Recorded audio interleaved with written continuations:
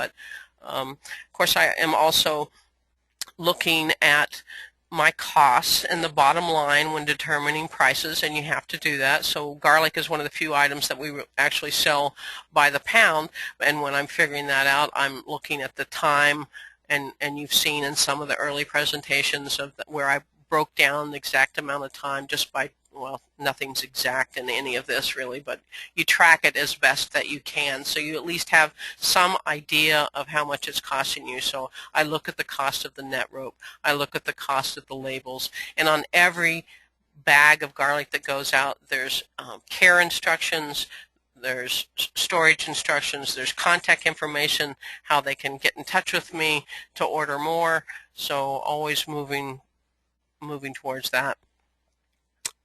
And it's important that you're always looking past the farm gate, and I don't have a lot of time here, but it's back to assessing. We were the only ones with a U-Pick pumpkin patch, and that has changed. So I look at what the new pumpkin patch is doing, and we're adjusting accordingly, because we can't compete with 2 acres of pumpkins, plus they have a sign on the highway a mile before our turnoff, so people end up going there by mistake thinking they're coming here, and that's just a sign of the times, and we have to show that we're different from the competition, and our way of being different from the competition is, one, that we're certified organic, and that's certainly part of our niche. We sell our pumpkins for $5 a piece no matter what size, and a part of that is just getting the kids out. But we began our pumpkin project in the springtime with the schools. So the school children come to the farm, they plant their pumpkins out, and I encourage you to go to our website. I have instructions of how to do a pumpkin project, and then working with the kids, and that kind of goes into working with your community, and there's instructions of how to do that anyways. And we continue doing that, and that's really being proactive with the competition.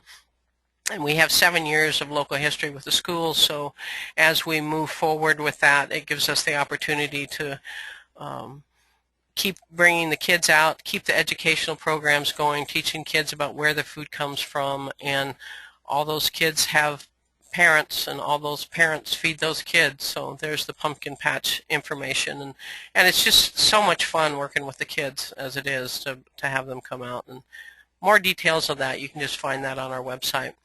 But looking at the earned media, and Barbara talked a little bit about that, just the different types, and really earned media is exactly what it sounds like. It's, you have to earn it, and word of mouth is a big part of earned media, but looking at figuring out ways to get the press interested in what you're doing.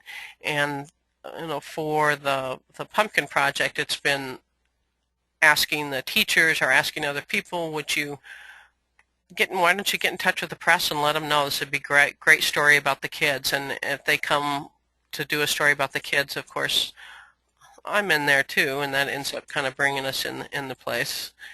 There's one of the last fall's children group from the Waldorf school coming out. They're just so much fun. But that's a part of the pumpkin project I initially did as a part of community presence, and it's really, Barbara touched on this a little bit, we expect our community to support us, and we have to give back. It's really important that we support our community, and that's a part of being known, and I mean, we support those people that we feel good about, and it works both ways. So we really need to establish a community presence in any way that you can do that. We have we've had the Chamber of Commerce farm tour here 3 times over the last 15 years. I can't say that we've ever run a newspaper ad or radio or TV, although I've given talks on the radio. I've been invited to give talks and have done that a few times.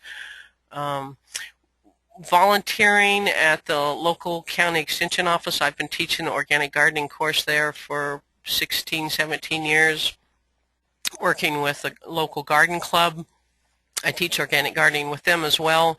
I've been working with the local homeless shelter and donate plants to the school gardens. I've been an advisor with the school gardens, and anything that has to do with your business. If you have animals and you feel comfortable with having school children coming out and seeing those animals, that's a great way to go. I've found that anytime I get people coming out to the farm, they end up being customers in some way or another. And granted, not all of us are comfortable talking to a group as a speaker, but you can volunteer with community projects. Not a bad idea to maybe have a t-shirt made with your name of your farm when you're out and about so they can recognize that, but just get involved with your community. You give to them, they'll give back to you. And over the years,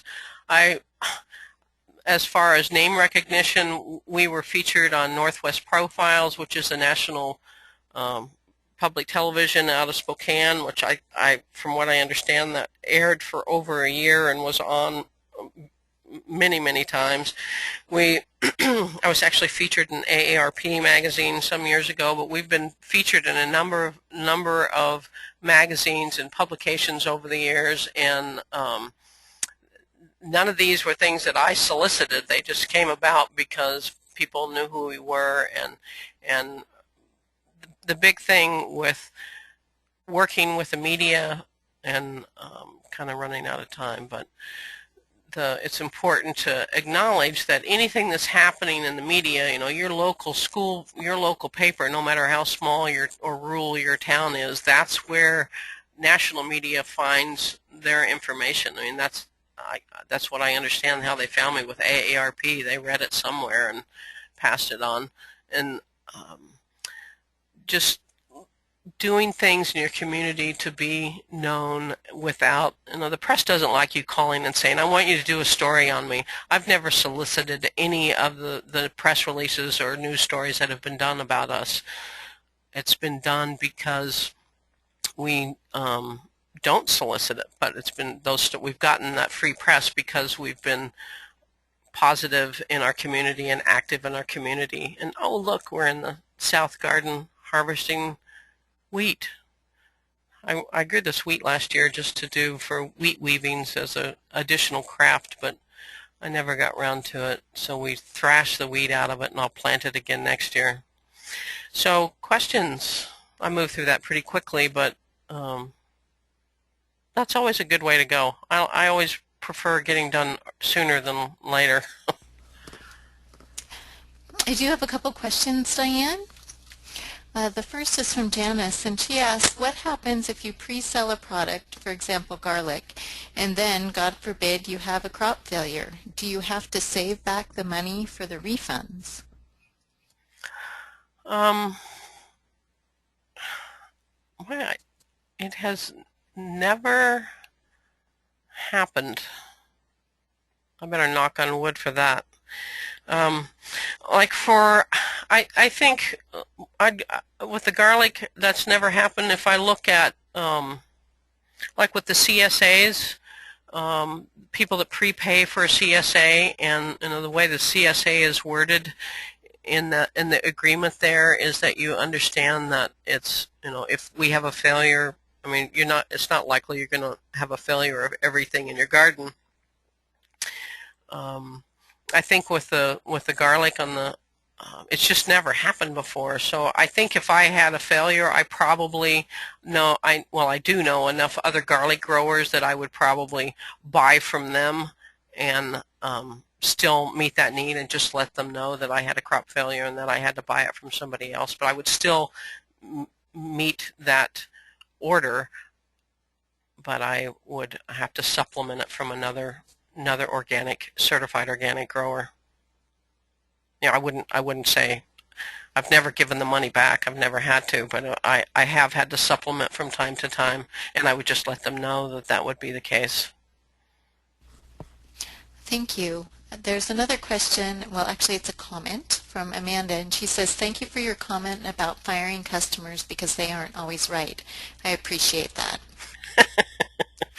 Well, there's a point, and I've just had to say, I can count on one hand over all the years, but and I've done it in as nice a way as I could, just by saying, I think it would be better if you shopped somewhere else, or I think it would be better if you supported another farmer at our farmers market, because this isn't really working. And the bottom line is, I can't say the customer's always right. I mean, we work hard. And it doesn't matter if you're growing animals or growing vegetables, whatever you're doing, we work hard. And we work hard doing what we love, but, and I treat my customers with respect. And if they don't give that back, they can go shop somewhere else, and I'm okay with that. I mean, I'll do it as kindly as I can, but it's happened more than once, and you have to give yourself permission. That, I mean, you want to end that relationship on a positive note if you can, but sometimes you can't. You just can't please everyone, and I don't really try to, but. Thank you, Diane. Cinda and Colette have heard stories, but I'd only tell the story if there was enough time. Well, thank you. That's actually the last question that we had. Okay. Well, do you want me to tell the Fat Boy story? I think you should tell, because it's a funny ending. Okay. Everybody will go off the webinar laughing. Some years ago, I was doing back-to-back markets. I was doing a Friday market and a Saturday market, and we were selling our garlic scape pesto. And this was probably in August, and I had been going 7 days a week without a day off for way too long, and the Friday market was in the heat of the day, so it was probably 102 degrees out, and I was hot, I was tired, I was burned out, and I just set out my sample, and this is why I sample the way I do now, of garlic scape pesto and the last of my certified organic crackers. And here comes little Johnny with his grandmother, and he sees the take a sample sign, and he just starts hoarding down on the crackers and the pesto and eating it like it's dinner time. And I just lost it. I came flying around from behind my market booth and screamed at him, "Back away, fat boy!"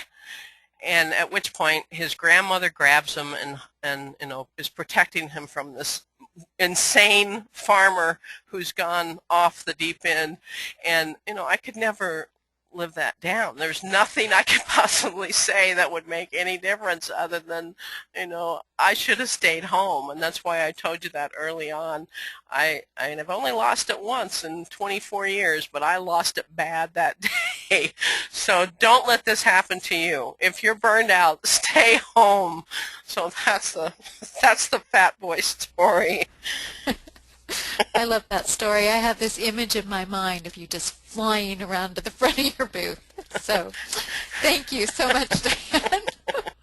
Yeah. Well, good luck with your marketing season, and I think I'll be on next week too, so I'll see you online then. Good night, everyone. Thank you. So, Cindy, let's take a look at what's coming up. Next slide, please. Please take a few moments to do the webinar survey. We share those with the presenters every week, and they're really helpful. So if you could do that, that would be great. Again, the recorded webinar will be posted on the course Moodle website, and we hope that you take some time to read the posts in the discussion forum. There's been a lot of great information that's been shared over the last couple weeks, and please comment on other people's posts. It's a great way to learn a lot and to share and get to know your fellow classmates. Week 7 reading and other assignments will be posted on Friday, as well as the registration for the Week 7 webinar, and next week's webinar is about labor.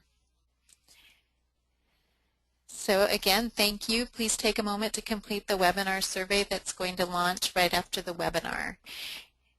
Take care, and we'll talk to you next week.